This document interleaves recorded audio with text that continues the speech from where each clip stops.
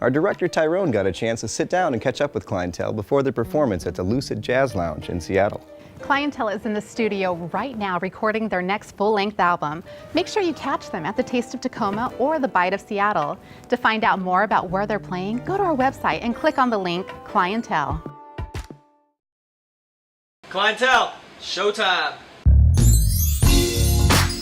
Moving in a new direction, with or without you. With so much talent in this group, I mean, each of you can be solo artists on your own.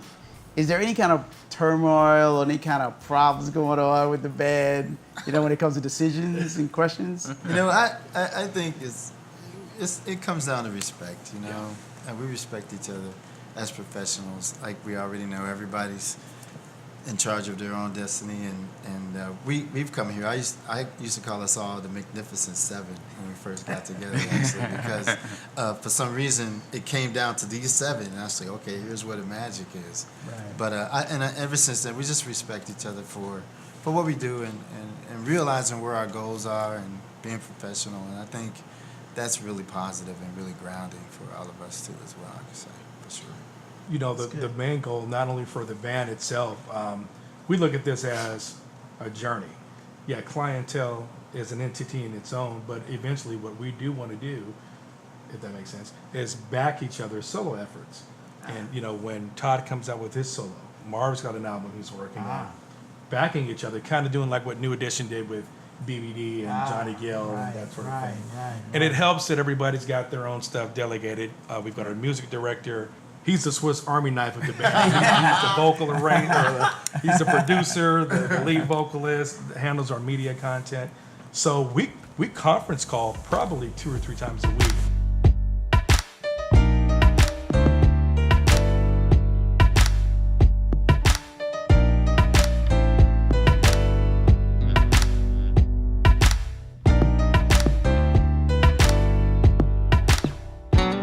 So tell me about this single. I want to know how they come about, who came with the idea first, how this song is a great song, I heard it. How does it happen? That's funny because we were on our way to his house to touch up some other stuff. And Todd goes, hey man, I want you guys to listen to something. So he played it, and immediately he starts laying down a bass line. And I'm like, okay, well, what do you hear? And we just started vibing, and I started writing the lyrics. And I thought about, you know, just some past experiences, and it just flowed. And next thing you know, we had a song after some tweaking. Wow. It just naturally comes to us when we hear a melody, and just like any other artist, some artists can write they can just have lyrics and then just, you know, add the music to it later or whatnot. But pretty much we just have a great chemistry where we can come up with things like right there, right on. You know, I could think of a song right now sitting in here. You know, and yeah, I'm blessed to work with these guys and to be able to express different ideas, and they could take something and run with it, and we could just make such great music together. So now tell me, okay, back in the day, there was a lot of bands out there. It was, I remember, Earth, Wind and Fire back in the day, Mint Condition, to come up a little bit late. Oh, yeah. You know, and of course you have got that vibe, that Mint Condition vibe going on. You know, a lot of people don't get to hear a lot of live music. They're so used to the program thing. Do they get it's almost like a spiritual feeling when they come and see you? I mean, do you get that from the stage? Do you see that live when people do that? A song called Every Night and Every Day. To me, I've expressed it to these guys that at a certain point after the intro and the song starts, there's something happening. I look out in the audience and the crowd it's just something that happens. And I go, oh my God, did you feel that, man? It's just, that song to me describes what you just said. It's all about it. Every night and every day, oh baby. Said I want you, babe. Said I want you, babe. I'm sorry if I hurt you, girl. Oh, girl. Now we want everyone in TV land to repeat after me. Listen up. Every night and I'm not trying to knock music today, but coming from a genre, I won't even say that, just coming from an era when music was music, and learning how to play an instrument and honing in on your craft and not having to sample and put anything together. I'm not knocking anyone who does that, but for us, what we choose to do is to create that magic, and we're hoping that people do receive it, like Mint Condition, like their fans, and Earth, Wind, and Fire, and Santana. So. And it's also just to keep music, real music alive. Not Keep saying it that true. any other art form isn't real, but we have to kind of pay homage to the people who originated a lot of this music. And you know, growing up to listening in my household, I listened to the blues. My parents played, you know, B.B. King, Bobby Blue Band. You Slide know, the family stuff. you know what I'm saying, and Johnny Taylor and Marvin Gaye and all the rest, James Brown. It's just something it's been around me all my life, and I feel that that's really pretty much. Don't blame me for just being who I am. You know. So see, believe me, it was rock and roll as well as all that number one in mine. And it was just like everybody was like, "What the heck is wrong with this guy?" But it's beautiful now how all that just kind of comes around and we blend all that into this right here. So it's kind of great. A lot of young people, they're into sampling and hearing music pre-programmed, you know, on the keyboards and just buying tracks off the line. When they get to see you live, I know like at the Taste of Tacoma, Bite of Seattle, in Atlanta, different places around the country. Do you feel that from young people also? Because it's a different type of thing, you know, to be able to play an instrument. Do they come up and talk to you about this? Do they look at you in amazement? Because I kind of get that kind of vibe from people when they hear and they say, this is live music, you know, because in country, they're big. Other genres of music, it's, you know, it's so used to just live instruments playing, you know, with R&B and hip hop, and today it's not that. What are your views on that? You know what's so funny? Every time we played a live gig, and it's always been some young cats, man, we would love to rap to that. We'd love for you guys to back us. So, you know, even though that's, you know, that's flattering, it does show us and tell us that they think big enough about our stuff that they actually want us to back. You remember that in the 80s? They're missing it. Always do. Can you back us? Can you do this? So it does feel good. It all came tumbling down like a king who had lost his crown. We're a high energy band. And we used to call ourselves a high energy fusion band. Then we're like, okay, we're a jazz soul band. We're just a high energy band. And when we're out there, we hit them with a rock box from Run DMC. And killed it. Nice. And everybody in the crowd just, it's like they woke up from the slumber and just started going, You never know what you get. yeah.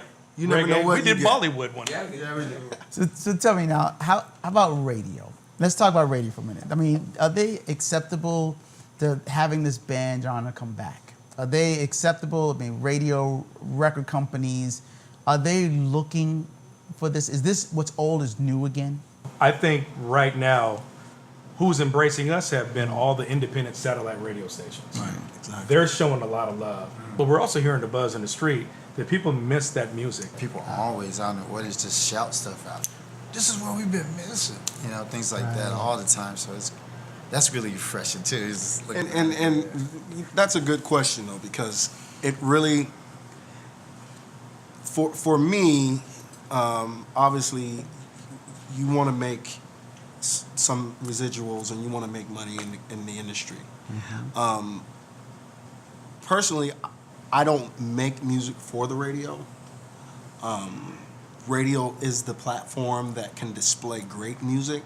We would hope that we are making that type of music that would be respected enough to be accepted to quote unquote radio today. Radio of beyond and radio of today is two different things.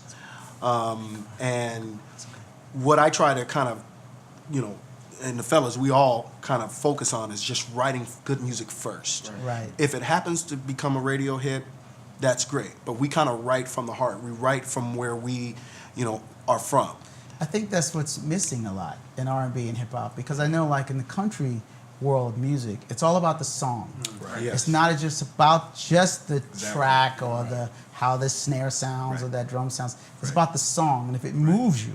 And that's what I noticed about this group, just listening to your single, and that's why people really get that, because to hear your music and hear the songs, it's something you can remember, and something that moves you, you know, and something that stands the test of time. So do you write in that form, you know, thinking that way?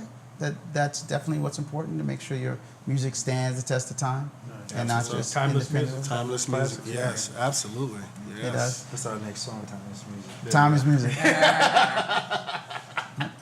How about the whole media thing, as far as internet and blogging and all of that? I mean, I know you remember back in the day when it was just selling records, but how has that affected the band and, you know, the music of the band? I mean, getting out, is it a thing now? Everybody have to get into that whole blogging and internet thing and all of that to get your music out there? It's really important, you know, for your promotion, your team to stay up on the latest social media networking platforms. I don't care if you're Willie Nelson, Dolly Parton, or whoever, you know. If you have to, the world is moving at a fast pace, and you have to be constantly prepared to do so. I handle all the media stuff, so I'm always calling these guys, like, you know, or texting them things that they could tweet or something like that, just to keep the buzz going. But if you have a great song, if you have that right mixture of melody, words, the world will embellish that, and it'll take a form and a meaning of its own, and it will take off. It'll go viral on its own. So I think it's important, but again, when you're creating something, you want to make sure it starts from there. It starts from that nucleus. And if it turns into something viral, that's a great thing for today's music. But if it doesn't, that's okay, as long as we make good music. So Klyntel's all set up for that, right? Your website. Oh, we're man. all set up for that. www.klyntel.com. There you That's go. Klyntel. Okay. Pronounce clientele, not Klyntel. We do have Twitter. We got Facebook. Just Okay, can you say that one time? Where we can go see you right now? clientele.com. That's Klyntel. And I'm sure we see it on the screen here. So, how good is Klyntel? we are definitely good enough to be touring right now globally. You know, the fact that we're creating a buzz, the world deserves to hear what Klyntel has. We are good enough to be on stage with Grammy Award artists, and that's not arrogance. That is a testament to hard work, late night rehearsals. Rehearse, kids. You gotta rehearse. Constant communication and honing that craft. You're not as good as you think you are, to be quite honest with you. When you do, and you go down to places like the NAMM show, and you see guys from a country that can't speak a lick of English and are funking like nobody's tomorrow. That's right. We've been down there with cats that have said, I don't even want to play anymore. To me, that just drives me. But we know that we're that good. We have the experience, we have the drive, we have the talent, we have the patience, and we're, serious. It's really, really important to say that. We're serious about our music. And a friend of mine once said, lying friends that tell you you're good will get you booed at the Apollo. We don't get booed. Klyntel is true to Klyntel. And to me, that is the essence, the foundation, being true to yourself and being true to ourselves. So with that, it's just blossoming now from that, because we're true to ourselves. Well, I think it's great. I think everybody should hear this, listen to this CD, get this CD, and check it out. iTunes, and, anywhere. iTunes, check it out. Check out the band. And thanks, guys. Thanks a lot for being on the Kickback. I appreciate it. Thank you. All right. Yeah.